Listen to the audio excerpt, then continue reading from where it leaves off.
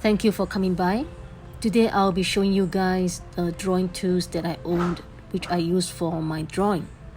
I will say that these tools are inexpensive and affordable, and if you're just starting out drawing, for cost and performance wise, and in my own opinion, they are quite good for starting out for a beginner.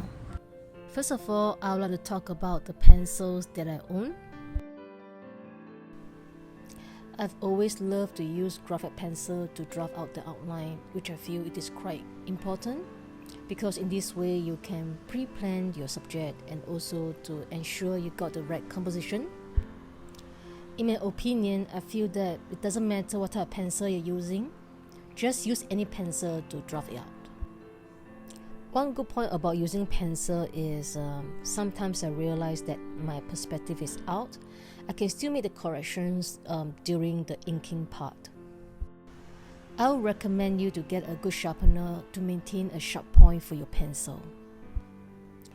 Sometimes I do use mechanical pencil because they are so convenient and you don't need to waste time to sharpen them.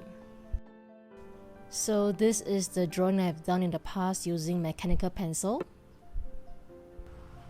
And then next came with the Uniball family of gel pen. Of all the pens that are shown here, there are two of my favorite. That is a 0.38 Signal DX. Another one will be the Uniball I Ultra Micro. Let's talk about this Signal 0.38 pen. I love this because it can actually create a lot of small details when you're actually drawing like building, scenery and all that. And you can see that it's really well used, and I think the ink is running out. And one of the best thing is it is waterproof, and that's why you can overlay watercolor on it. This is the past drawing that I have used using this fantastic pen.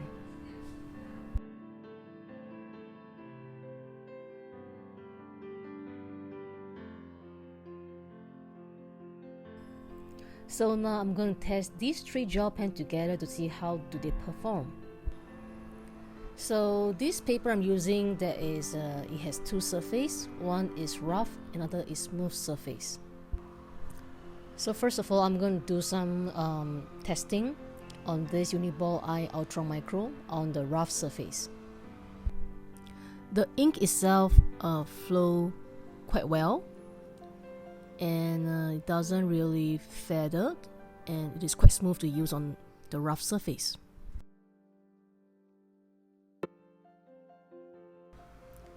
The next one that I'm going to do a bit of testing will be this Signal 0.7 pen.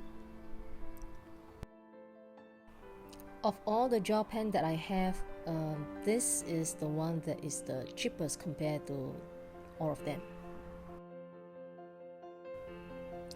As this pen is also waterproof, it works well with watercolor.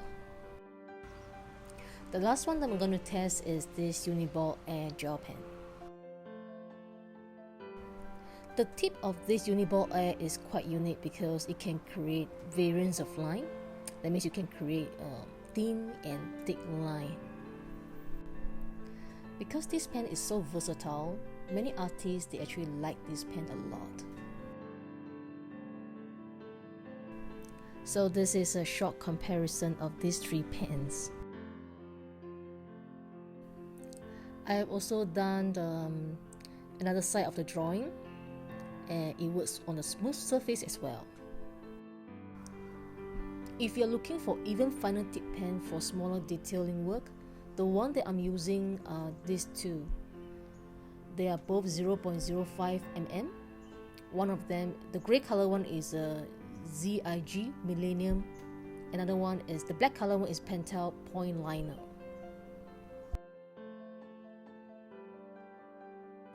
Besides calligraphy, brush pens are also great for drawing. For this brush sign pen artist, it is under Pentel. It is great for drawing details, but one thing to note is that it is not waterproof. Alright, you can notice that the bristles at the end are fine and they are sharp and pointed at the tip. This is another model by Pentel, and it is called the Pocket Brush Pen. I enjoy using this because I like the stroke that it makes. One good thing about this brush pen is it is waterproof, so it works well with watercolor. And this is an overlook of their brush tips.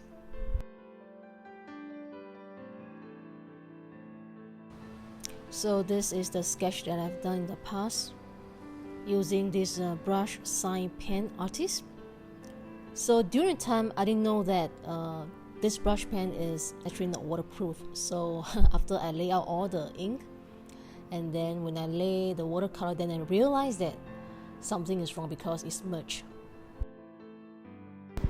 Always recommended to test out your art supply before you put it on your actual artwork to avoid any surprises.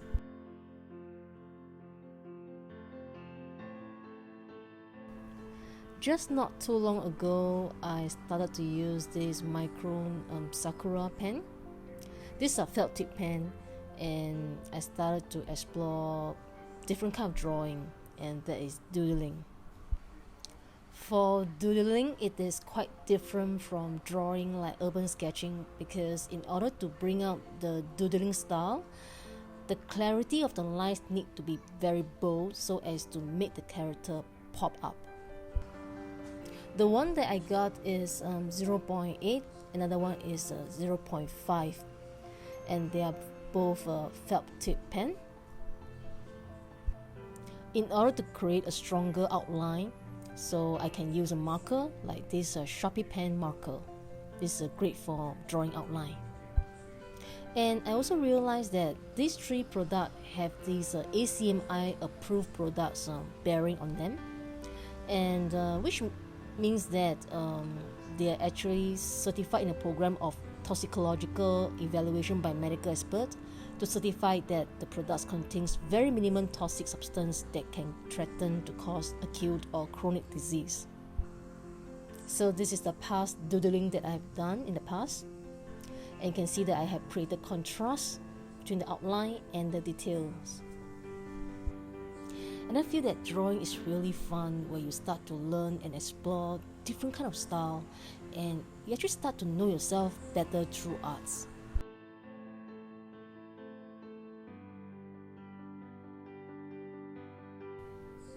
Fountain pen is something that I am still learning on how to use them more effectively on drawing. Sometimes if I am lazy to load the ink, then I will just switch to disposable gel pen. So for fountain pen ink, I actually have this Atramentis document ink that is made in Germany. As what it said, it is meant for document ink, which means that it is mostly used for signing of documents which you need to keep them for long term. So it is archival ink. So it is water resistant and it works well with watercolor. I bought this brand called Duke 209 from one of the local seller, and you can see that the nib is a foodie nib. It bends at the tip, which means that it can actually create a variation of line. What I like about this fountain pen is it is very lightweight, and you can just bring out for drawing outside. And this pen also comes with a ink converter, which is very convenient if you want to reload your ink. And this fountain pen comes with a box with instruction inside and a fine nib. The second fountain pen that I'm going to talk about is this brand called Jinhao. Model is X450. I bought this from Lazada and it cost me about USD $3. And the body itself is really fantastic, very solid body, quite surprising.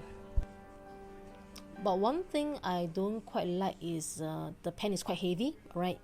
If you try to draw it for hours, I think your hand's going to get very tired. Alright, this is the parts of this fountain pen. And it comes with an inverter, and you just insert the bag and then you're ready to use. Very easy to dismantle and to wash it. Unlike the Duke 209 fountain pen, This one is not able to create a big variations of thickness of line. So what I have done is I just flip the fountain pen around to create a thinner line.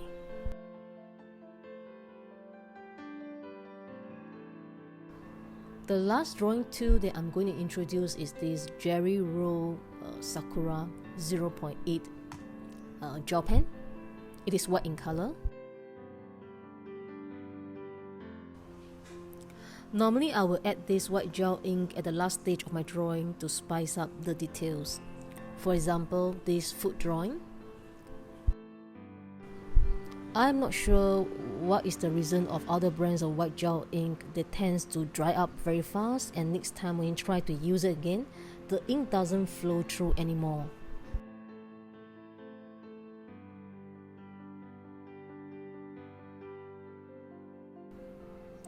I have compiled the pricing list of my cheap drawing tools for your reference.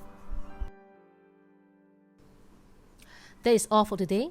I hope you enjoyed this video and see you around next time. Bye!